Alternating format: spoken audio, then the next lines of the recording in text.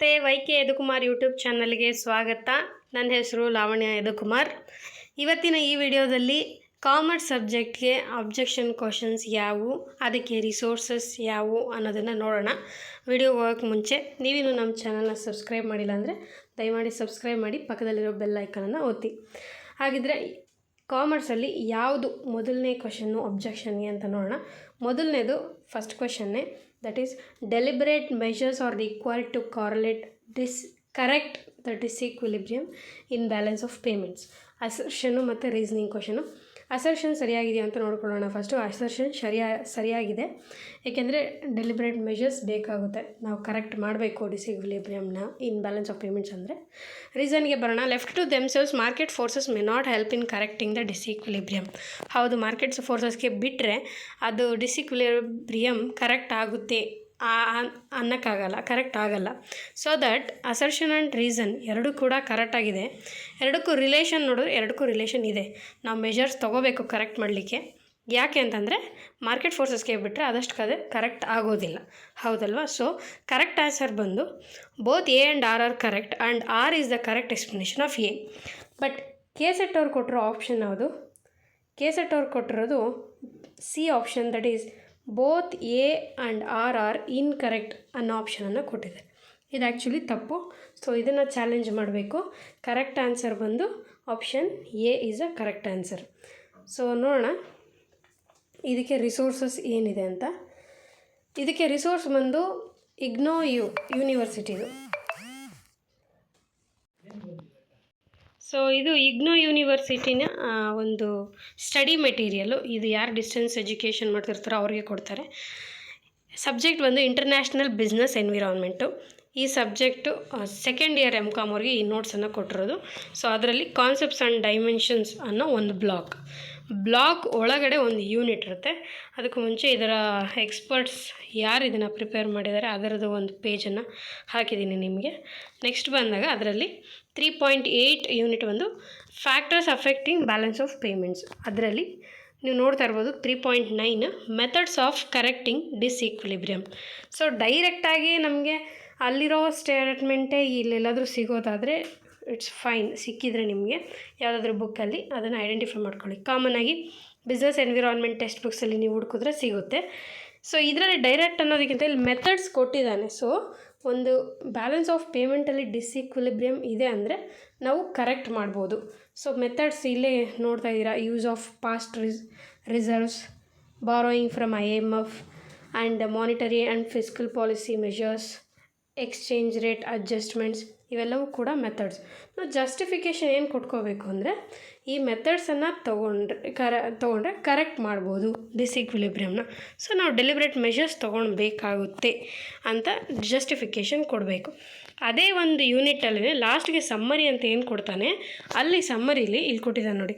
Nations balance of payments accounts is set to be in disequilibrium when it is neither drawing upon its international reserves. So ಅದು explanation ಎಲ್ಲ ನೀವು ನಾನು PDF ಕೊಡ್ತೀನಿ ನಿಮಗೆ. So ಇದರ PDF ನಿಮಗೆ ಬೇಕು ಅಂದರೆ ನಾನು ಇದರ ನೆಕ್ಸ್ಟ್ ವೀಡಿಯೋ, ಅಂದರೆ ಇದ್ರ ಒಟ್ಟು ಅಬ್ಜೆಕ್ಷನ್ ಹಾಕುವಂಥ ಕ್ವಶನ್ಸು 7 ಇದ್ದಾವೆ ಅಂತ ನನ್ನ ಪ್ರಕಾರ. ಸೊ ಒಂದು 4 ಕ್ವಶನ್ಸ್ನ ಈ ವಿಡಿಯೋದಲ್ಲಿ ಕವರ್ ಮಾಡ್ತೀನಿ, ಬಿಕಾಸ್ ವಿಡಿಯೋ ತುಂಬ ಲೆಂತಿ ಆಗುತ್ತೆ ಎಲ್ಲ ಇದರಲ್ಲೇ ಮಾಡಿದ್ರೆ. ಸೆಕೆಂಡ್ ವಿಡಿಯೋನು ನಾನು ಬಿಟ್ಟ ಮೇಲೆ ನಿಮಗೆ PDF ಕೊಡ್ತೀನಿ, ಅದರಲ್ಲಿ ಕ್ಲಾರಿಟಿ ಆಗಿರುತ್ತೆ. ಇಲ್ಲಿ ಸ್ವಲ್ಪ ಬ್ಲರ್ ಇರುತ್ತೆ, ನೀವು ಸ್ಟಡಿ ಮಾಡ್ಕೊಳ್ಳಿ. ಇಲ್ಲೊಂದು ವರ್ಡ್ ನಮಗೆ ಚೆನ್ನಾಗಿ ಮ್ಯಾಚ್ ಆಗೋದು, can be corrected only by ಅಂತ ಇದೆಯಲ್ಲ. ಸೊ ಕರೆಕ್ಟ್ ಮಾಡಬಹುದು. ಸೆಕೆಂಡ್ ನಾವು ಮಾರ್ಕೆಟ್ ಫೋರ್ಸಸ್ದು ಏನು ಸ್ಟೇಟ್ಮೆಂಟ್ ರೀಸನಿಂಗ್ ಇದೆ ಅದು ನಾನು ಅದೇನು ಪ್ರೂವ್ ಮಾಡೋಕ್ಕಾಗಲ್ಲ. ಅಂದರೆ ಪ್ರೂವ್ ಮಾಡಲಿಕ್ಕೆ ನನ್ನ ಹತ್ರ ಮೆಟೀರಿಯಲಲ್ಲಿ ಆ ಸ್ಟೇಟ್ಮೆಂಟ್ ಐಡೆಂಟಿಫೈ ಆಗಿಲ್ಲ. ಬಟ್ ಅದು ರೀಸನ್ನು ಕರೆಕ್ಟು, ನೀವು ಜಸ್ಟಿಫೈ ಮಾಡಬೇಕು. ನೆಕ್ಸ್ಟ್ ಬಂದು ಅದರಲ್ಲೇ ಇಗ್ನೋ ಯೂನಿವರ್ಸಿಟಿಲೇ ಫಸ್ಟ್ ಇಯರ್ MCOM ಅವ್ರಿಗೆ ಬಿಸ್ನೆಸ್ ಎನ್ವಿರಾನ್ಮೆಂಟ್. ನಾವು ಅವಾಗೇ ನೋಡಿದ್ದು ಇಂಟರ್ನ್ಯಾಷನಲ್ ಬಿಸ್ನೆಸ್ ಎನ್ವಿರಾನ್ಮೆಂಟ್, ಈಗ ಬಿಸ್ನೆಸ್ ಎನ್ವಿರಾನ್ಮೆಂಟು. ಅದರಲ್ಲಿ ಇಂಟರ್ನ್ಯಾಷನಲ್ ಆ್ಯಂಡ್ ಟೆಕ್ನಾಲಜಿಕಲ್ ಎನ್ವಿರಾನ್ಮೆಂಟ್ ಅನ್ನೋ ಬ್ಲಾಕು. ಅದರಲ್ಲಿ ಒಂದು ಯೂನಿಟಲ್ಲಿ ನೋಡ್ಬೋದು measures adopted to improve India's balance of payments. ಮೆಷರ್ಸನ್ನು ತೊಗೊತಾರೆ. So measures initiated by government helped improves India's balance of payment. ಇದ್ರ ಜೊತೆಗೆ ನೀವು ಇದು ಅಥೆಂಟಿಕ್ ಸೋರ್ಸ್ ಇಗ್ನೋ ಬುಕ್ಸು. ನೀವು ಇದ್ರ ಜೊತೆಗೆ ಇನ್ನೂ ಬೇರೆ ಬುಕ್ಸ್ ಬೇಕಾದರೂ ಆ್ಯಡ್ ಮಾಡಿದ್ರೆ ಇನ್ನೂ ನಿಮಗೆ ಸ್ಟ್ರಾಂಗಾಗಿ ಕಾನ್ಫಿಡೆನ್ಸ್ ಇರುತ್ತೆ. ನೆಕ್ಸ್ಟ್ ಕ್ವಶನ್ ಯಾವುದು ಅಬ್ಜೆಕ್ಷನ್ಗೆ ಅಂದರೆ indicate the following statements are true or false. Garner and Murray ಅವರ ಒಂದು ಡಿಸಿಷನ್ದ ಬಗ್ಗೆ ಒಂದು ಸ್ಟೇಟ್ಮೆಂಟ್ ಕೊಟ್ಟಿದ್ದಾನೆ. Partnership is dissolved on the death of the partner ಅಂತ ಒಂದು ಸ್ಟೇಟ್ಮೆಂಟ್ ಕೊಟ್ಟಿದ್ದಾನೆ. ಇದಕ್ಕೆ ಕೆಸೆಟ್ ಅವರು ಕೊಟ್ಟಿರೋ ಅಂಥ ಆಪ್ಷನ್ ಬಂದು ನೋಡ್ಕೊಳ್ಳೋಣ. ಫಸ್ಟು ಕೆಸೆಟ್ ಅವ್ರು ಕೊಟ್ಟಿರೋದು ಸೆಕೆಂಡ್ ಆಪ್ಷನ್, ಅದು statement 2 is false and 1 is true. But ನಾನು ಹೇಳೋದು ಇದಕ್ಕೆ ಕರೆಕ್ಟ್ ಆಪ್ಷನ್ ಬಂದು ಸಿ, ಅಂದರೆ ಸ್ಟೇಟ್ಮೆಂಟ್ 1 ಆ್ಯಂಡ್ 2 ಆರ್ ಟ್ರೂ ಅಂತ. ಸೊ ಹೇಗೆ ಅಂತ ನೋಡೋಣ. ಫಸ್ಟ್ ನಾನು ಸ್ಟೇಟ್ಮೆಂಟ್ 2 ಬಗ್ಗೆ ಹೇಳ್ಬಿಡ್ತೀನಿ, ಅದು ತುಂಬ ಕಾಮನ್ ಆ್ಯಂಡ್ ಈಸಿಯಾಗಿದೆ. Partnership is dissolved on the death of the partner. Of course death of the partner ಆದಾಗ ಪಾರ್ಟ್ನರ್ಶಿಪ್ ರೀಕಾನ್ಸ್ಟಿಟ್ಯೂಷನ್ ಮಾಡಬೇಕಾಗಿರೋದ್ರಿಂದ ಪಾರ್ಟ್ನರ್ಶಿಪ್ ಡಿಸಾಲ್ವ್ ಆಗುತ್ತೆ. ಬಟ್ ಪಾರ್ಟ್ನರ್ಶಿಪ್ ಫರ್ಮ್ ಡಿಸಾಲ್ವ್ ಆಗೋಲ್ಲ. ಸೊ ಅದು ಕ್ವಶನ್ ಮೇಲೆ ಫೋಕಸ್ ಇರಬೇಕು. ಸೊ ಇವರೇನು ಹೇಳಿದ್ದಾರೆ, ಸ್ಟೇಟ್ಮೆಂಟ್ 2 ಈಸ್ ಫಾಲ್ಸ್ ಅಂತ ಹೇಳ್ತಾ ಇದ್ದಾರೆ. ಅದು ಆ್ಯಕ್ಚುಲಿ ರಾಂಗ್ ಅಲ್ವಾ. ಸೊ ಸ್ಟೇಟ್ಮೆಂಟ್ 2 ಈಸ್ ರೈಟ್, ಎರಡೂ ಕೂಡ ರೈಟು. ಅದಕ್ಕೆ ನೋಡೋಣ ಟ್ರೂ ಹೆಂಗೆ ಅಂತ. ಸೊ ಈ second PUC accountancy book not for profit organisation and partnership accounts ಅಂತ ಸೆಕೆಂಡ್ PUC ಅವರಿಗೆ ಒಂದು ಬುಕ್ ಇದೆ. ಇದು ಫ್ರಂಟ್ ರ್ಯಾಪರು, ಅದು ಒಳಗಡೆ ಫಸ್ಟ್ ಪೇಜು. NCERT ಅವರು ಈ ಬುಕ್ಕನ್ನು ಕೊಟ್ಟಿರೋದು, ಮತ್ತು ಇದರ ಟೆಕ್ಸ್ಟ್ ಬುಕ್ ಡೆವಲಪ್ಮೆಂಟ್ ಕಮಿಟಿಯವರು. ನೆಕ್ಸ್ಟು ಆ ಒಂದು ಟೆಕ್ಸ್ಟ್ ಬುಕ್ಕಲ್ಲಿ ನಿಮಗೆ 5th ಯೂನಿಟಲ್ಲಿ ಸಿಕ್ಕುತ್ತೆ ನೋಡಿ, dissolution of partnership. Page number ಬಂದು 226 ಆ್ಯಂಡ್ 227.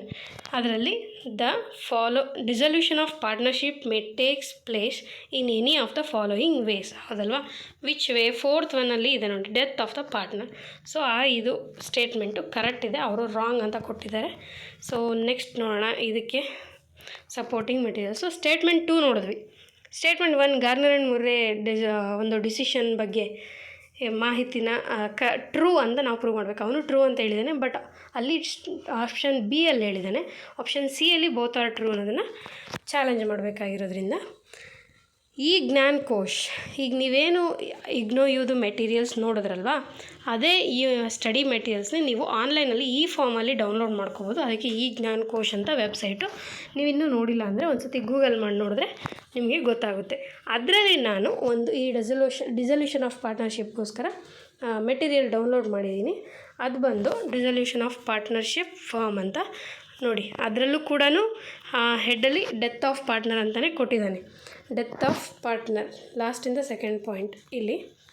ಸೊ ಇದನ್ನು ಒಂದು ಆ್ಯಡ್ ಮಾಡ್ಬೋದು. ಸ್ಟೇಟ್ಮೆಂಟ್ ಅದು 2 ಕರೆಕ್ಟ್ ಅಂತ ಹೇಳಲಿಕ್ಕೆ, ಸ್ಟೇಟ್ಮೆಂಟ್ 1 ಕರೆಕ್ಟ್ ಅಂತ ಹೇಳಲಿಕ್ಕೆ ಒಂದು ಸ್ಟಡಿ ಮೆಟೀರಿಯಲ್ನ ಫಸ್ಟ್ ಐಡೆಂಟಿಫೈ ಮಾಡಿದ್ದೀನಿ. ಅದು CA ಸ್ಟಡಿ ಮೆಟೀರಿಯಲ್, ಬಟ್ ಇದು ನಿಮಗೆ ಅಥೆಂಟಿಕ್ ಸೋರ್ಸ್ ಆಗೋಲ್ಲ, ಕ್ಲಾರಿಟಿ ಸಿಗಲಿಕ್ಕೋಸ್ಕರ ಆಗುತ್ತೆ.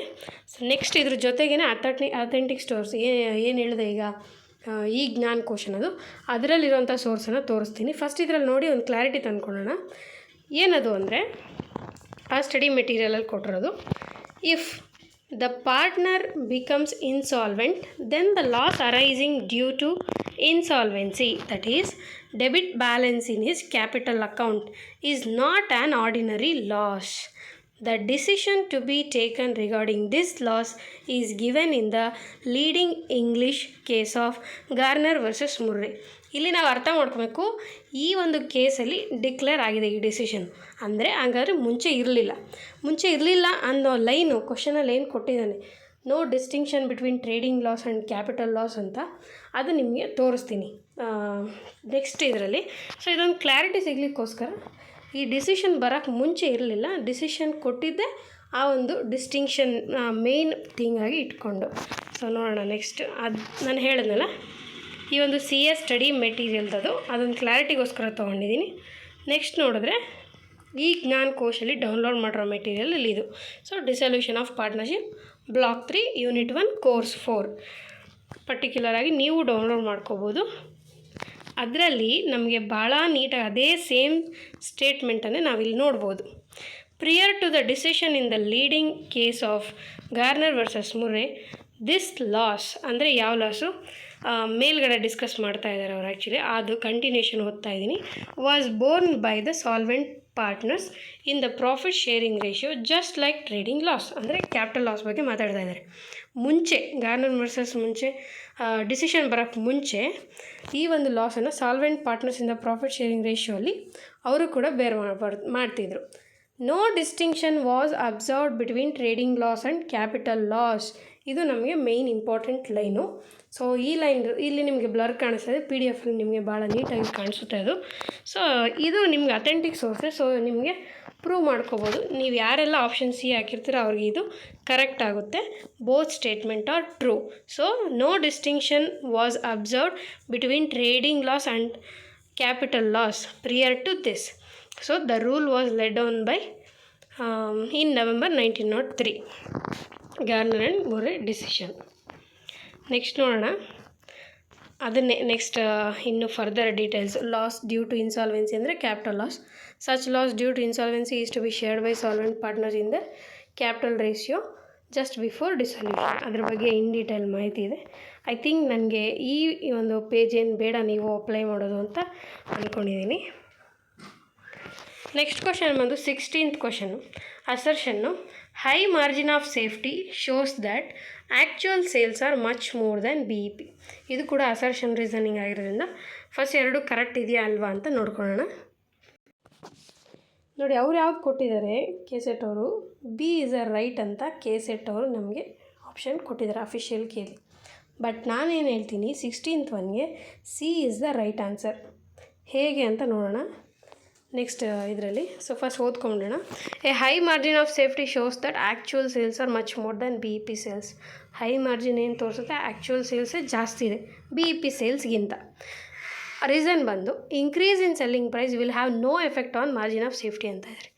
ಬಟ್ ಇದು ತಪ್ಪು, ರೀಸನ್ ತಪ್ಪು. ಅಸರ್ಷನ್ ಸರಿಯಾಗಿದೆ, ರೀಸನ್ ರಾಂಗ್ ಇದೆ. ಹಾಗಾದರೆ option C. So A is correct and R is incorrect. ಹೇಗೆ ಅಂತ ಎಕ್ಸ್ಪ್ಲೇನ್ ಮಾಡ್ತೀನಿ. ಸೊ ಇದು ಕಾಸ್ಟ್ ಆ್ಯಂಡ್ ಮ್ಯಾನೇಜ್ಮೆಂಟ್ ಅಕೌಂಟಿಂಗ್ ಪುಸ್ತಕ. SP ಜೈನ್ ಆ್ಯಂಡ್ KL ನರಂಗ್ ಅವರು ಬರೆದಿರೋದು. ಇದು ಫ್ರಂಟ್ ಪೇಜು. ಅವರು ಒಂದು ಡೀಟೇಲ್ಸ್ ಕೊಟ್ಟಿದ್ದಾರೆ ನೋಡಿ ಯಾವ ಥರ. Department of commerce, university of Delhi. ಇವರು department of commerce, government college Chandigarh, principal government college. So ಇದು ನೆಕ್ಸ್ಟ್ ಫ್ರಂಟ್ ಪೇಜು. ಇದು ISBN ನಂಬರ್ ಬೇಕು ಅಂತಾರಲ್ಲ, ಸೊ ದಟ್ ನಾನು ಈ ಪೇಜ್ನು ಆ್ಯಡ್ ಮಾಡಿದ್ದೀನಿ. ISBN ನಂಬರ್ ಕೂಡ ಇದೆ. Next so difference between actual sales and the sales at break even point. ಫಾರ್ಮುಲಾನೇ ನೋಡಿಬಿಡಿ ನೀವು. ಫಾರ್ಮುಲಾಯಿಂದನೇ ಈ ಕ್ವೆಶನ್ ಚೆನ್ನಾಗಿ ಅರ್ಥ ಮಾಡ್ಕೋಬೋದು. Margin of safety is equal to present sales minus break even sales, ಅಂದರೆ actual sales minus break even sales. So formula ಪ್ರಕಾರನೇ ನೋಡೋದಾದರೆ ಯಾವಾಗ ಆ್ಯಕ್ಚುಯಲ್ ಸೇಲ್ಸ್ ಜಾಸ್ತಿ ಇರುತ್ತೋ ಆವಾಗ ಬ್ರೇಕ್ ಇವೆನ್ ಸೇಲ್ಸ್ ಕಮ್ಮಿ ಇರುತ್ತೋ ಆವಾಗ ಮಾರ್ಜಿನ್ ಆಫ್ ಸೇಫ್ಟಿ ಜಾಸ್ತಿ ಬರುತ್ತೆ. ಒಂದು ವೇಳೆ ನಮಗೆ ಆ್ಯಕ್ಚುಯಲ್ ಸೇಲ್ಸೇ ಕಮ್ಮಿ ಇದ್ದು ಬ್ರೇಕ್ ಇವೆನ್ ಸೇಲ್ಸ್ ಜಾಸ್ತಿ ಇದ್ದರೆ ನೆಗೆಟಿವ್ ಫಿಗರ್ ಅಥವಾ ಕಡಿಮೆ ಬರುತ್ತೆ margin of safety. So statement 1 ಏನಿದೆ ಅದು correct. So margin of safety is higher. If margin of safety is higher then actual sales is more than break even sales ಅನ್ನೋದು correct. For example ಇಲ್ಲಿ 4 lakh minus 3 lakh ಆ ರೀತಿ ತೊಗೊಂಡ್ರೆ ನಮಗೆ margin of safety ಬಂದು 1 ಲಕ್ಷ ಬರುತ್ತೆ. ಅದೇ ಒಂದು ವೇಳೆ ಆ್ಯಕ್ಚುಯಲ್ ಸೇಲ್ಸ್ ಏನಾದರೂ 3 ಲಕ್ಷ ಇದ್ದು BEP ಸೇಲ್ಸೇ 4 ಲಕ್ಷ ಇದ್ದರೆ ಇಲ್ಲಿ ನೆಗೆಟಿವ್ 1 ಲ್ಯಾಕ್ ಬರುತ್ತೆ. ಆವಾಗ ಲೆಸ್ ಮಾರ್ಜಿನ್ ಆಫ್ ಸೇಫ್ಟಿ ಆಗುತ್ತೆ. ಅದು ಕಾನ್ಸೆಪ್ಟು ಪ್ರೂವ್ ಮಾಡ್ಕೋಬೇಕು. ಇದನ್ನು ಈ ಒಂದು ಹೈಲೈಟ್ ಮಾಡಿ ಈ ಪೇಜನ್ನು ತೊಗೊಂಡು ಇನ್ನೊಂದು ಅವ್ರು ಹೇಳಿರೋದೇನೆಂದರೆ ರೀಸನಿಂಗಲ್ಲಿ ನೋಡಿ, increase in selling price will have no effect on margin of safety ಅಂತ ಹೇಳಿದರು. ಬಟ್ ಆ್ಯಕ್ಚುಲಿ ಅದು ರಾಂಗ್ ರೀಸನಿಂಗ್ ಅಲ್ವಾ. So this margin can be increased by taking the following steps. ಈ ಸ್ಟೆಪ್ಸ್ನ ಫಾಲೋ ಮಾಡಿದ್ರೆ ಮಾರ್ಜಿನ್ ಆಫ್ ಸೇಫ್ಟಿನ ಇನ್ಕ್ರೀಸ್ ಮಾಡ್ಬೋದು, ಅಂದರೆ ಎಫೆಕ್ಟ್ ಆಗುತ್ತೆ. ಸೊ ಸೆಕೆಂಡ್ ಪಾಯಿಂಟ್ ನೋಡ್ಬೋದು, increase in the selling price. So ಇದನ್ನು ಮೆನ್ಷನ್ ಮಾಡಿದ್ರೆ ಈ increase in selling price effect ಆಗೋದ್ರಿಂದ ಮಾರ್ಜಿನ್ ಆಫ್ ಸೇಫ್ಟಿ ಮೇಲೆ ಅಸರ್ಷನ್ ರೀಸನಿಂಗ್ ಈಸ್ ರಾಂಗ್. ನೋಡಿ ಅಸರ್ಷನ್ ಕರೆಕ್ಟು. ಯಾಕೆಂದರೆ ಆ್ಯಕ್ಚುಯಲ್ ಸೇಲ್ಸ್ ಯಾವತ್ತೂ ಜಾಸ್ತಿ ಇರುತ್ತೆ. ಒಂದು ವೇಳೆ ಮಾರ್ಜಿನ್ ಆಫ್ ಸೇಫ್ಟಿ ಜಾಸ್ತಿ ತೋರಿಸ್ತಾ ಇದೆ ಅಂದರೆ BEPಗಿಂತ. And at the same time selling price ಜಾಸ್ತಿ ಮಾಡಿದ್ರೆ ಎಫೆಕ್ಟ್ ಆಗುತ್ತೆ ಮಾರ್ಜಿನ್ ಆಫ್ ಸೇಫ್ಟಿ ಮೇಲೆ.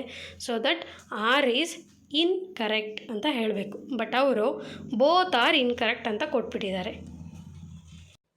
ಒಂದು ಬುಕ್ ನೋಡಿದ್ರಲ್ವಾ, ಬುಕ್ ನಿಮ್ಮ ಹತ್ರ ಇದ್ದರೆ ಇಟ್ಸ್ ಓಕೆ. ನೋಡಿ, ಇದು ಆನ್ಲೈನ್ ಮೆಟೀರಿಯಲ್ಲು ನಿಮ್ಗೆ ಸಿಗುತ್ತೆ. The institute of chartered accountants of India, ಅಲ್ಲಿ ಬ್ರಾಕೆಟಲ್ಲಿ ಸಿ ಅಂತ ಹಾಕಿದಾರಲ್ಲ, ಅಲ್ಲಿಗೆ ಕಾಪಿರೈಟೆಡ್ ಅಂತ ಇನ್ಫಾರ್ಮೇಷನ್ ತೊಗೊಂಡ್ರೆ ಸೊ ಅಲ್ಲಿಗೆ ಇದು ಅಥೆಂಟಿಕೇಟೆಡ್ ರಿಸೋರ್ಸು. ಸೊ ಇದನ್ನು ನೀವು ಮಾರ್ಜಿನಲ್ ಕಾಸ್ಟಿಂಗ್, ನೀವು cost accounting material by chartered accountants of India ಅಂತ ಹೊಡೆದ್ರೆ ಈ PDF ಸಿಗುತ್ತೆ. ಅದರಲ್ಲಿ page number 14.32 and 14.31 margin of safety can be defined as the difference between expected level of sales and the break even of level of sales ಅದನ್ನೇ ಹೇಳೋದಿಲ್ಲಿ. ಅಲ್ಲಿ ನಿಮಗೆ ತೋರಿಸೋದು ಮರ್ತೋದೆ. ಏನಪ್ಪ ಅದು ಅಂದರೆ ನೋಡಿ, ಇಲ್ಲೇ ಇದೆ, ಅಲ್ಲಿ ಇದೇ ಲೈನ್ಸ್ ಇದ್ದು ನೀವು 2-3 ಟೆಕ್ಸ್ಟ್ ಬುಕ್ ರೆಫರ್ ಮಾಡಿದ್ರು ಕೂಡ ನಿಮಗೆ ಈ ಲೈನ್ಸ್ ಎಲ್ಲ ಲೈಟ್ ಚೇಂಜಸ್ ಜೊತೆಗೆ ಅದೇ ಲೈನ್ಸ್ ಇರುತ್ತೆ. The larger the margin of safety the higher is the chances of making profit. ಅಂದರೆ ಪ್ರಾಫಿಟ್ ಜಾಸ್ತಿ ಇದೆ ಅಂದರೆ ಕಾಮನಾಗಿ ನಮ್ಮ ಸೇಲ್ಸ್ ಕೂಡ ಜಾಸ್ತಿ ಇದೆ ಅಂತಲೇ ಅರ್ಥ. ಸೊ ಈ ಫ್ಲೋವರ್ ಅಂದರೆ ವೈಸ್ ವರ್ಸ ತೊಗೋಬೇಕು. ಅದಕ್ಕೆ ವಿತ್ ಪ್ರಾಬ್ಲಮ್ಸ್ ಸೊಲ್ಯೂಷನ್ ಕೊಟ್ಟಿದ್ದಾರೆ. ನೆಕ್ಸ್ಟ್ ನೋಡೋಣ, ಇದು ಪ್ರಾಬ್ಲಮ್ಸು ಅವ್ರದ್ದು ಮಲ್ಲೇಶ್ವರಿ. ಅದೇ ನೆಕ್ಸ್ಟ್ ಕ್ವಶನ್ ನೋಡೋಣ. ಅದೇ ಕ್ವಶನ್ಗೆ ನಮಗೆ ಇನ್ನೂ ಒಂದು ಸೋರ್ಸ್ ಇದೆ, financial management principles and practice ಅಂತ ಮಲ್ಲೇಶ್ವರಿ ಅವರು ಬರ್ತಿರೋದು. ಸೊ ಈ ಕ್ವಶನಲ್ಲೂ ಕೂಡ ನೀವು ಗಮನಿಸ್ಬೋದು. ಇಲ್ಲಿ ಭಾಳ ಸಿಂಪಲ್ಲಾಗಿ ಹೇಳ್ತಾರೆ, ನಾನು ಹೇಳ್ತೀನಿ ಒಂದು ನಿಮಿಷ. ನೆಕ್ಸ್ಟ್ ಲೈನಲ್ಲಿದೆ ನೋಡಿ, ಇದು ಸೆಕೆಂಡ್ ಸ್ಟೇಟ್ಮೆಂಟ್ಗೆ ಸೆಲ್ಲಿಂಗ್ ಪ್ರೈಸ್ ಎಫೆಕ್ಟ್ ಆಗುತ್ತೆ ಅನ್ನೋದನ್ನು ತೋರಿಸ್ಕೊಡ್ಲಿಕ್ಕೋಸ್ಕರ. ಸೊ 3 ಸೋರ್ಸ್ ಆಯಿತು, 3 ಸೋರ್ಸ್ ಸಾಕು ಅಂದ್ಕೊಂಡಿದ್ದೀನಿ ನಾನು. ಪ್ಲಸ್ ನಮ್ಗೆ ಸೋರ್ಸ್ ಜೊತೆಗೆ ನಾವು ಕೊಡೋ ಜಸ್ಟಿಫಿಕೇಷನ್ನು ಭಾಳ ನೀಟಾಗಿರಬೇಕು. ಅಂದರೆ ನೋಡಿದ ತಕ್ಷಣ ಆ ಸೆಂಟೆನ್ಸಸ್ಸು ಅರ್ಥ ಆಗೋಂಗೆ, ಅದು ಏನು ಹೇಳ್ತಿದ್ದಾರೆ ಅಂತ ಅರ್ಥ ಆಗೋಂಗಿರಬೇಕು. ಸೊ ನಾವು ಜಸ್ಟಿಫಿಕೇಷನ್ ಕೊಡುವಾಗ ಅದನ್ನು ನೀಟಾಗಿ ಎಕ್ಸ್ಪ್ಲೈನ್ ಮಾಡಬೇಕು ಫ್ಯೂ ಲೈನ್ಸಲ್ಲಿ. ಸೊ ನೆಕ್ಸ್ಟ್ ನೋಡೋಣ. Next 31 question. The overall capitalisation rate and cost of ಡೆಪ್ಟ್ remains constant at all degree of financial leverage is advocated by. ಇದು ಕ್ಯಾಪಿಟಲ್ ಸ್ಟ್ರಕ್ಚರ್ ಡಿಸಿಷನ್ಸ್ನ ಒಂದು theories of capital structures. So ಇದರಲ್ಲಿ ಏನು confusion ಅಂದರೆ, ಅವ್ರು ಕೊಟ್ಟಿರೋದು ಮೋದಿಗ್ಲಿನಿ ಮಿಲ್ಲರ್ ಮೋದಿಗ್ಲಿನಿ ಅಪ್ರೋಚ್, ಅಂದರೆ MM ಅಪ್ರೋಚ್ ಅಂತೀನಿ ಶಾರ್ಟ್ ಫಾರ್ಮಲ್ಲಿ. ಸೊ KSET ಅವ್ರು ಕೊಟ್ಟಿರೋದು ಅದು. ನಾನು ಹೇಳೋದೇನೆಂದರೆ, ಇದಕ್ಕೆ net operating income approach is the correct option. ಯಾಕೆ, ಹೇಗೆ ಅನ್ನೋದನ್ನು ನೋಡೋಣ ಈಗ. ಈ book MY Khan PK Jain, ಇದು financial management book, front wrapper. ಈ ಒಂದು ಲೆಕ್ಚರರ್ಸ್ ಡೀಟೇಲ್ಸ್ ಇಲ್ಲಿದೆ. Professors of finance, university of Delhi, ಇನ್ನೊಂದು ಇಂಡಿಯನ್ ಇನ್ಸ್ಟಿಟ್ಯೂಟ್ ಆಫ್ ಟೆಕ್ನಾಲಜಿ, ಇನ್ನೊಬ್ಬರು ಜೈನ್ ಅನ್ನೋರು. ಇಲ್ಲಿ ಬ್ಲರ್ ಕಾಣಿಸ್ತಾ ಇದೆ, ಸಾರಿ. ನಿಮಗೆ PDF-ಅಲ್ಲಿ ನೀಟಾಗಿರುತ್ತೆ, ಮತ್ತೊಮ್ಮೆ ಹೇಳ್ತಾ ಇದ್ದೀನಿ. ಆ್ಯಂಡ್ ನಿಮ್ಗೆ ಇನ್ನೊಂದು ಹೇಳಬೇಕು, ನಾನು ಫಸ್ಟ್ ಟೈಮ್ ವೀಡಿಯೋ ಮಾಡ್ತಾ ಇರೋದು, ಅಂದರೆ ಯಾವಾಗಲೂ YK ಯದುಕುಮಾರ್ ಅವರೇ ವೀಡಿಯೋ ಮಾಡ್ತಾರಲ್ಲ, ಸೊ ಸ್ವಲ್ಪ ಮಿಸ್ಟೇಕ್ಸ್ ಆಗ್ತಾ ಇರುತ್ತೆ. Sorry for that. Next, net operating income approach ಅಂದರೆ ಏನು ಅಂತ ನೋಡೋಣ. Another theory of capital structure ಹೇಳಿದ್ನಲ್ಲ, net income approach, net operating income approach, ಇವೆಲ್ಲ theory of capital structure. Suggested by Durand is the net operating income approach.